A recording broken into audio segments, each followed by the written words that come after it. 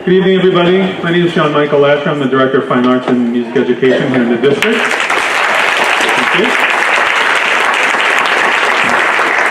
Again, I just want to thank Mr. Drinkwater and all the students for coming out tonight. I really appreciate it. I'm sure you can imagine, for the music department, we get calls, phone calls, and letters all the time. Hey, we have this event going on. Can we have a group come and play? We need a string quartet. We need this. Everybody's always looking for music, which is a wonderful thing. But how many times can you ask the different teachers, hey, can you put something together? But I ask, and there's always somebody that does it. And so Brad stepped up with his group, and I really appreciate it. So another round of applause for them. And also, I have my Vanna wife with me here today. Because I had nothing better to do the other night. I was watching one of the recent board meetings online, and one of the things I noticed was somebody brought up, I think it had to do with how we were going about preparing kids who want to go into the field of music. Are we preparing them enough to get into their career choice into college, getting them prepared enough for getting into college music programs? So what I did want to say to the board while I'm here is that, I don't know if the message got to all of you from last year, but we had 30 students, seniors, that went on to major in either music or an art program this year. I'm pretty safe to say we've never had 30 seniors from a class go on into one of the arts. So I'm very proud of that, and we should all be very proud that we have a department that. So I think it's fair to say that we are preparing them very well for careers beyond our high school. And of course, if there are any questions or things that our students are lacking or needing or wanting in terms of preparing their portfolios or things moving forward looking towards college for next year or the following year, please let me know. Send an email, give a call. Certainly be willing to help or seek out somebody that can help them prepare them for that next level, because certainly we want to see them continue if that's their choice, their career choice. So that was that. The real reason I'm here tonight is, for the past 9 years, we have been looking to have been recognized by the NAM Foundation, which is the National Association of Music Merchants, as one of the best communities for music education. They do this survey every year. And the nice thing about this survey is that it's not so much a recognition of how wonderful our program is, although obviously it is, but it really takes into account our community and how our community supports our program. So the questions that it asks relate to our budget. What kind of a budget do we have for our program? What classes do we offer? How many students are involved in our program? Do we have pull-out lessons? Do we have our rehearsals, band rehearsals before school? Are they after school? Are they during the school day? Things like that really tell you what kind of community support there is for our program. So, we fill it out every year, and like I said, for the past 9 years, we have received the recognition for Best Communities for Music Education. So once again, in 2018, we received it as well. So this year, I'm going to have my Vanna wife go over and get our, I'd like to present this to the board, and I was hoping that maybe there's some place in central office that we can hang it. We also have one for the high school as well. Oh my goodness, it's beautiful. Wow.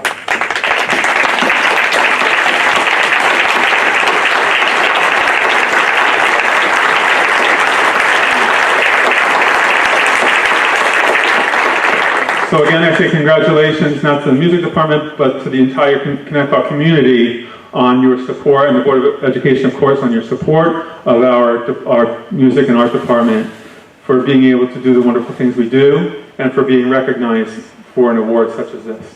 Thank you. Thank you.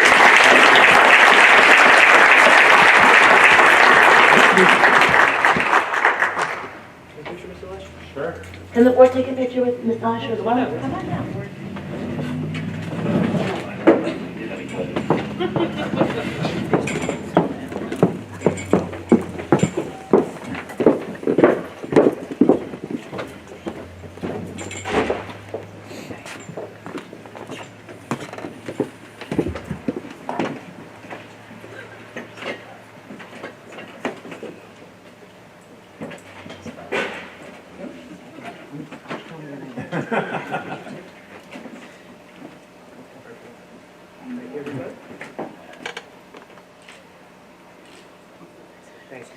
Thank you. Thank you. Very nice.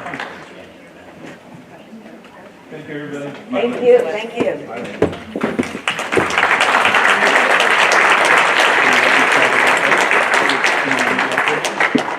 Yeah. Yeah. Yeah. Cut it out. Cut it out.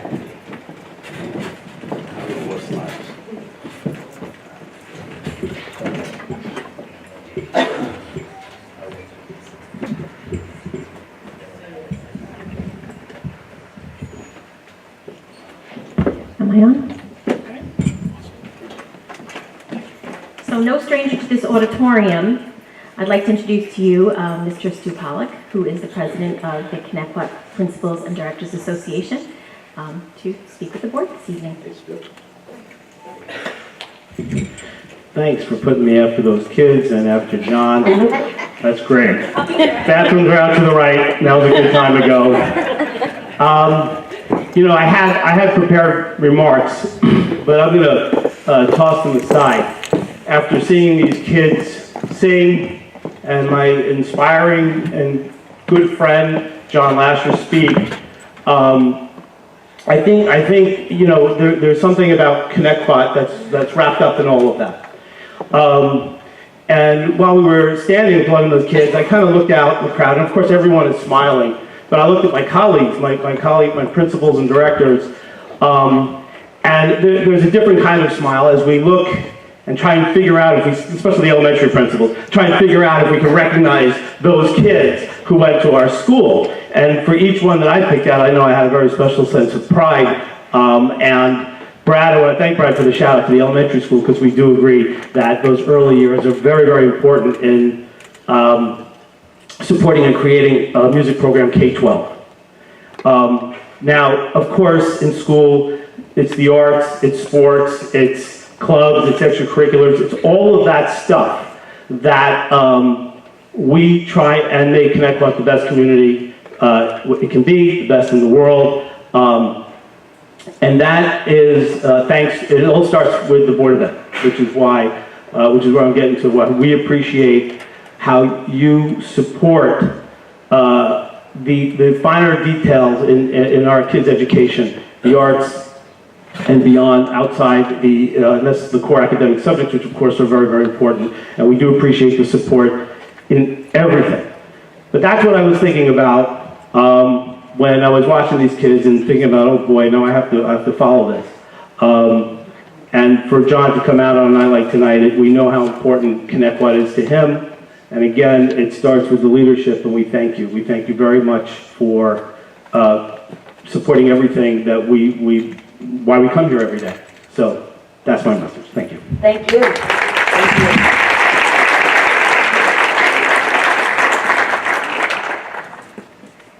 And I just have a brief poem, because people forget that the Board of Education, even though it's an elected official, is a volunteer position.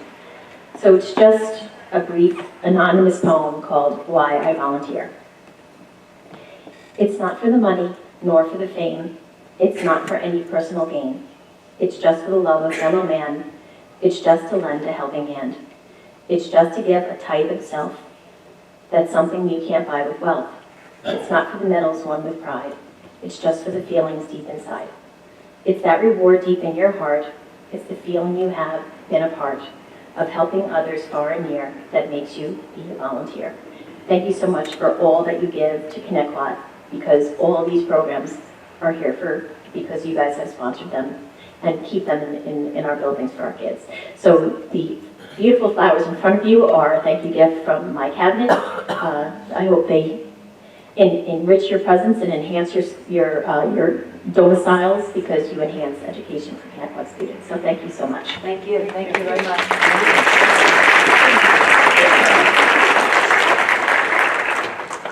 Okay, I need a motion and a second to suspend the planning meeting. Motion. Second. All in favor? Okay, we're moving on to the audit committee. Yep.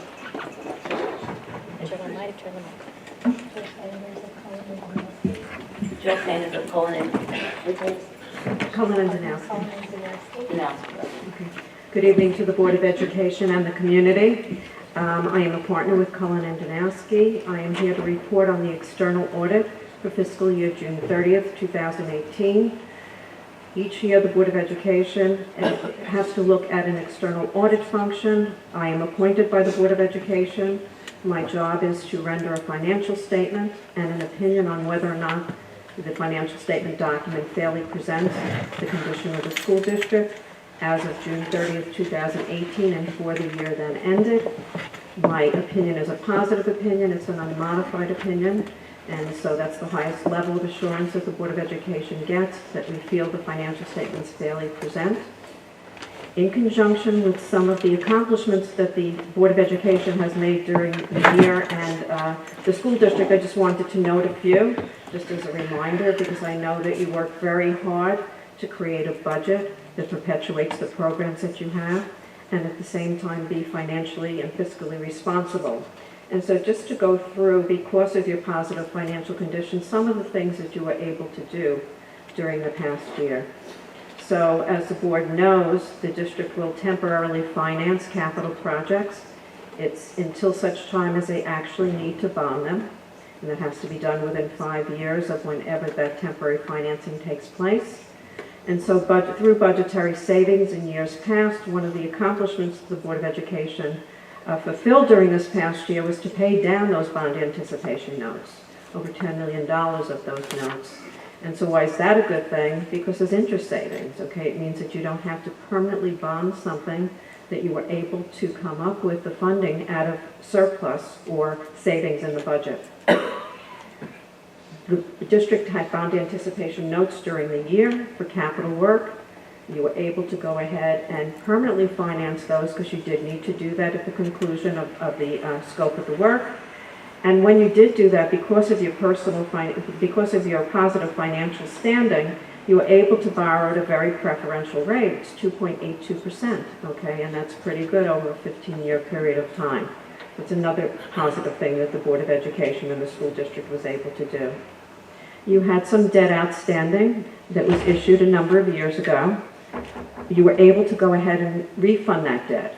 And because of your positive financial condition, when you refunded that debt, you were able to actually save the school district community over $203,000, okay? And you didn't make that maturity schedule longer than what it currently is, but you were able to recognize that savings. So those, I think, are very good accomplishments. I think what you need to look at going forward as a suggestion is there were some positive things that contributed to your position at the end of the year, such as additional state aid, approximately $3 million, which is one-shot state aid for years past. That helped increase your unassigned fund balance, okay? You will not have that necessarily going forward. And so that's something just to bear in mind as you look at what you might have available for spending prospectively.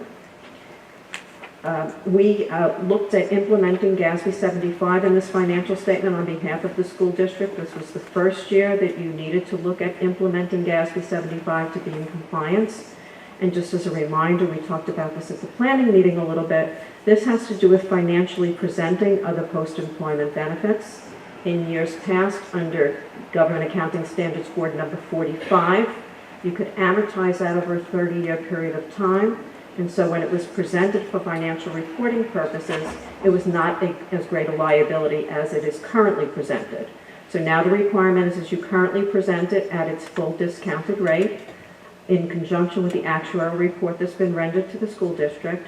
And so from a financial reporting, it has nothing to do with the way that you budget for whatever those costs are, because you budget as you are paying, as you are going along. But from a liability standpoint, it's a $245 million liability, okay? And it's like other long-term liabilities that you have. And this is something new from a reporting standpoint. There's no reserve in place currently through the state under general municipal law to provide for funding to take care of this liability. And the most important thing, though, is that you are currently paying, as I mentioned, through your budget. It's about $6 million.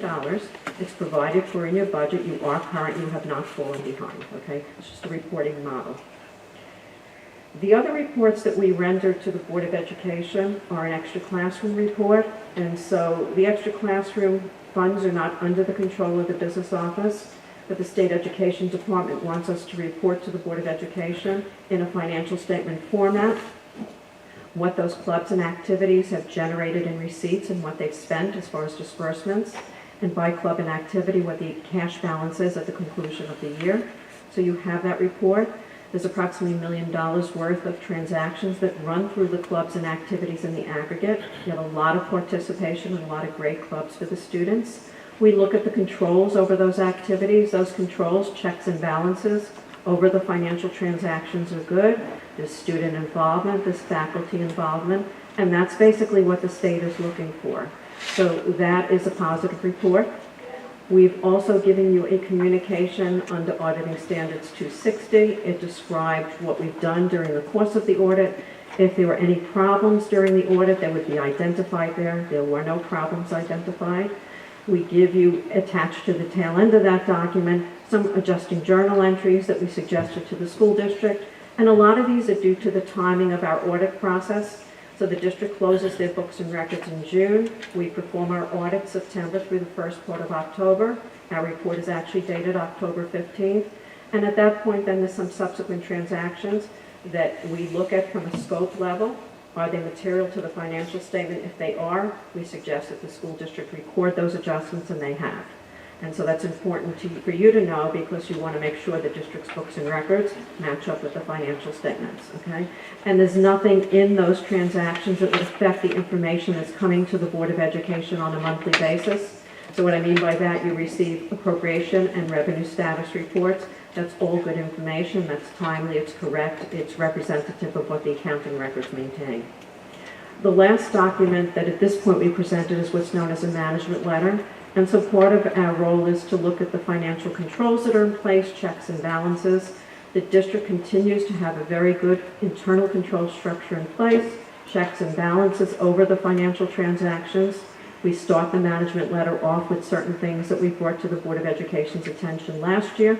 No material weaknesses, no significant deficiencies. So these are procedural things that we suggested to the business office and the school district they consider to further document some of the procedures that they have in place. I hope when you read the management letter that you noted that you will note that there have been additional procedures implemented that really remove the comments from the prior year's management letter. We just we address them with you to show you the status. We have 2 new comments. They're really procedural, okay? One has to do with encumbrances and reviewing them and clearing them, and the other one has to do with formalizing the review of bank reconciliations with initials on those bank reconciliations. So we know that the procedure's in place, it's just not documented. We know because we interview various people as part of the control process. So those are pretty much the reports that I've given to the board right now. We will conclude the single audit. It's due with the Federal Audit Single Clearinghouse by March 31st, 2019. It's a compliance audit with laws and regulations and with programmatic spending. And so the expectation is we will get that to the Board of Education for their review and acceptance during the first quarter. I'm looking probably sometime during the month of January. I just have a comment. You gonna answer? Yes, okay. No, I just have a comment actually. So one of the things on here, and I've stood on that side a lot of times last year and said how much money we have in the unapplied fund balance. So I just wanted you to speak a little bit about how we brought that down, Sure. if you could. Yeah, absolutely. So the unassigned fund balance has been reduced by approximately, and I'm just going to talk in round numbers, $10 million.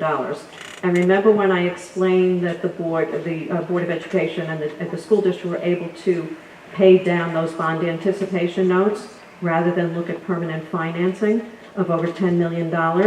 That's the unassigned fund balance that was utilized to do that. So that's a one-shot application of fund balance in order to remove a liability from the school district books and records that they don't need to deal with going forward, and have interest savings because they're not floating permanent debt to cover those expenses. And so now we're in the very, very close to the legal limit of 4%. Correct, so that's correct. So you're at 5.18%, and so you need to be at 4% under the current real property tax law. It's been anywhere that percentage has been 3%, it's been 5%. So I think you've done a very good job bringing down the unassigned fund balance and utilizing the cash flow for a very good purpose. Okay, great. And that's even with the 1.16 property tax cap that we levied last year? That's correct. Perfect, thank you. You're very welcome.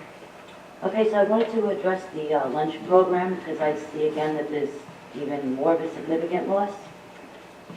Okay, yes. So in looking at the food service program, so the loss for this year was more significant than the year before. And in just looking at the numbers, when the Board of Education has the chance to look at this, let me just reference the correct page.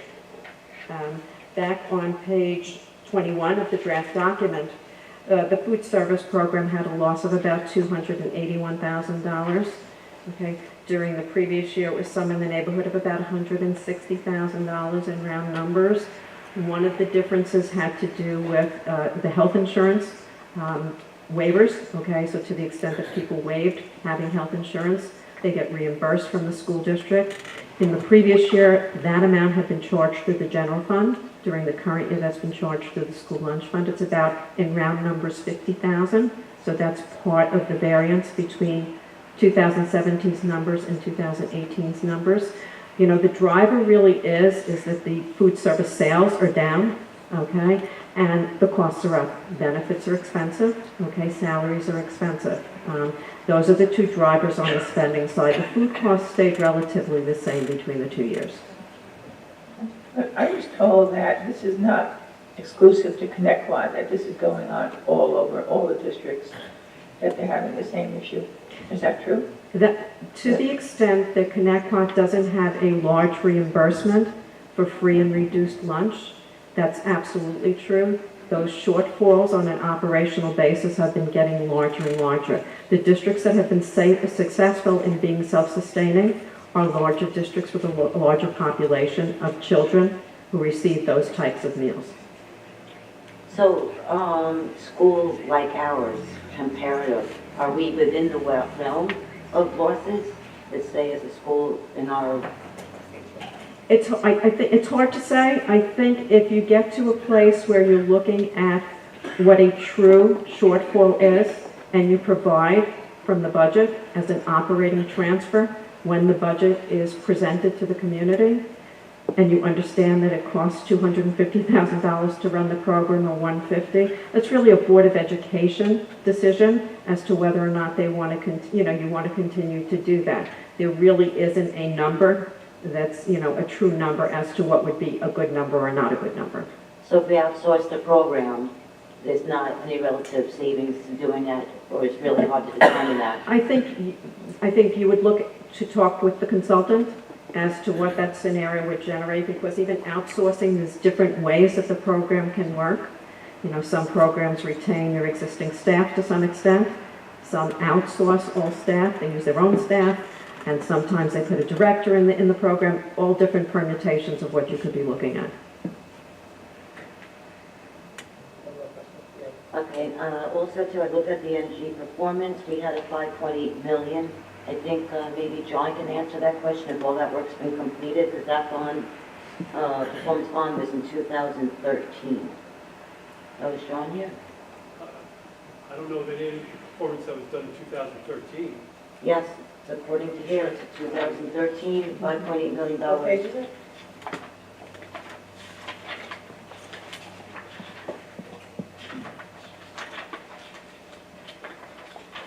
The bonds are the long-term debt starts at the bottom of page 41 for the energy performance contract.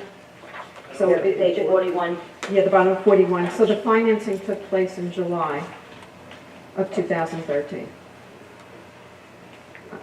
Because that project's been done. I'm sure it's been done for a while. Yes, it has. And the reason why I say that is because there's a separate account that's maintained with a third-party custodian, and there's drawdowns on that account as the work progresses. so it started in 2013 or was completed in 2013? No, it wasn't completed, because there was still money in the account. But that account, as I recall, has a very low balance or no balance at all. It has no balance at this time. Okay. Okay, so then it was applied for bulbs, which is like energy efficient. What else was it applied to? Windows, all kinds of things like that. The only reason I'm asking is because we're also considering on doing additional energy saving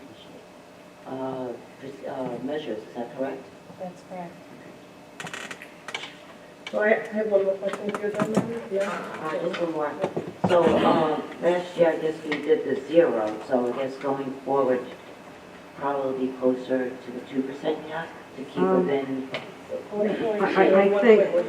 I think with the expenses rising, I think health insurance, the retirement system costs, I wouldn't think you would be looking at a 0. I think you probably would be looking at something closer to the tax cap. Thank you. I just have one more question on the outstanding bonds Yes. on page 40. With interest, that's $38 million outstanding right now? Or is that Sharon who does it? No, it's- Right, so there's $35 million. 35, Yeah, right, plus interest, correct? right, plus interest, so the maturity schedule, yes, to answer your question, at the top of page 41? Yep. Yes. 38 million, yes, you're $38 correct. million Correct. is outstanding as Correct, of today. as of today. Perfect. Thank you. Anybody else? Well, as of June 30th, I'm sorry. 30th, As of June I meant 30th, because there was, the bands were permanently bonded. If you look at page, Oh, great. Right. So does that include the 10 million that they took off? yeah, so the $10 million is out of there, that was Okay. temporary financing. Right. But the piece that's not included in there, because it's a post-balance sheet transaction, Mm-hmm. is down at the bottom of page 53. Right, And okay. so those bands were bonded in August, and so there's another $8,350,000 that's on a 15-year maturity schedule. So it's 38 plus 8 million? Correct, 8.5 million? correct, Okay, 8.3. Mhm. okay. Perfect, thank you. You're welcome. Okay, I'm going to need a motion and a second to accept the 2017-18 external audit report. Motion? Second. All in favor? Aye. Thank you, Jill. very Thank much. you. Thank you so much.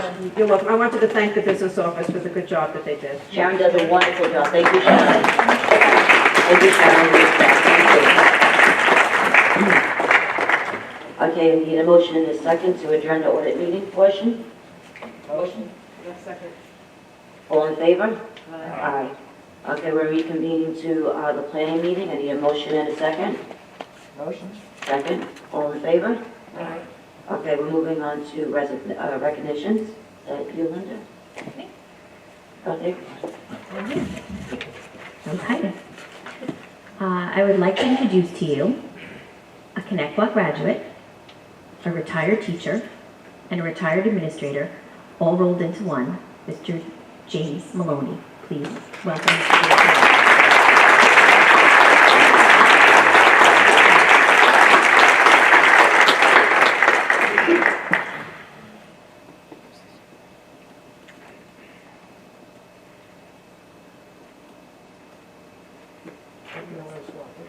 You always get to go first.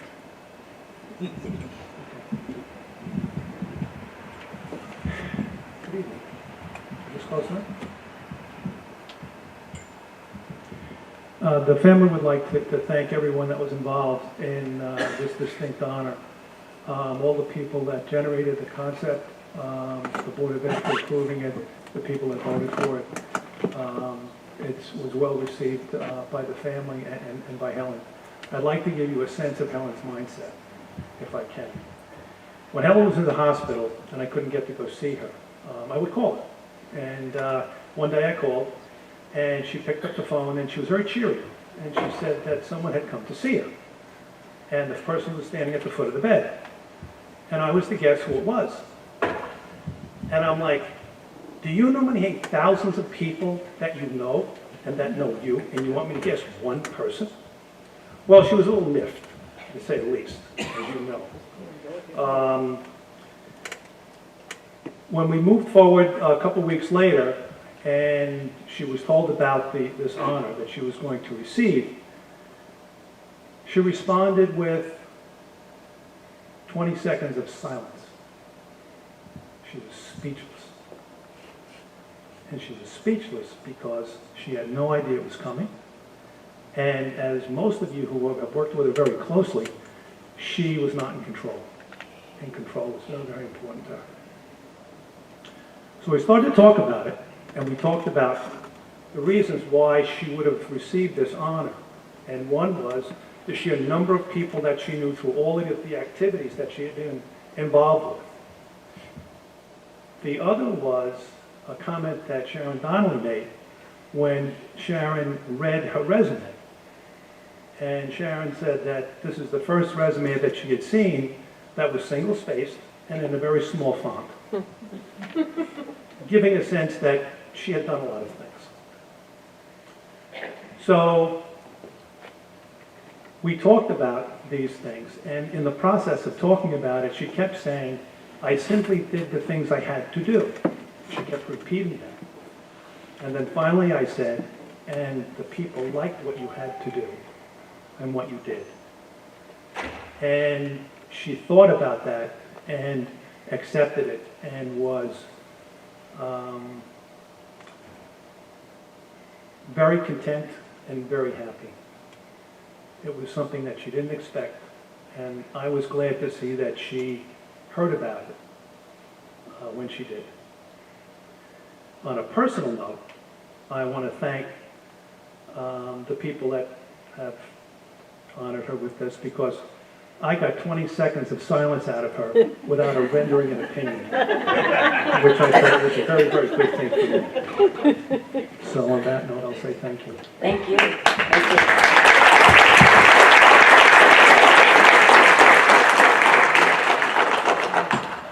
So good evening, Connecticut community. We are here tonight to dedicate and rename the Central Office Administration Building located at 780